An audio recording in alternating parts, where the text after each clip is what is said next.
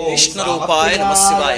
కర్ణాటకలో శివభక్తుడు ఒక ఆయన ఉండేవాడు. ఆయన ఒక్కరోజు కూడా వదలకుండా శివ పూజ చేసేవాడు. ఒకసారి ఆయనకి తప్పనిసరిగా వెళ్లాల్సిన పని ఒకటి వచ్చింది. ఆయన భార్య కలిసి వెళ్తూ కూతుర్ని పిలిచారు. చిన్న పాప అన్నమాట. పిలిచి, అమ్మ ప్రతిరోజు పాలు తీసుకువెళ్ళి పరమేశ్వరుడికి నివేదన చెయ్యి, శివయ్య అని పస్తులు అని చెప్తే, సరే నాన్నగారు చేస్తాను అంది అమ్మాయి. ఆ అమ్మాయి అనుకుంది వాళ్ళ నాన్నగారు రోజు తీసుకెళ్లి నివేదన చేస్తే శివుడు పాలు తాగుతాడేమో అని. అలాంటి అమాయకమైన భక్తి అమ్మాయి. చక్కగా పాలు కాచి శివాలయానికి వెళ్ళింది. నమస్కరించి, స్వామి ఇదిగో పాలు తాగు, ఈ రోజు మా నాన్నగారు లేరు అందుకని నేను తెచ్చాను. శివుడు తాగలే. స్వామి తాగు చెప్తున్నాను కదా, మా నాన్నగారు ఊళ్ళో లేరు అందుకని నేను తెచ్చాను అంటే తాగలే.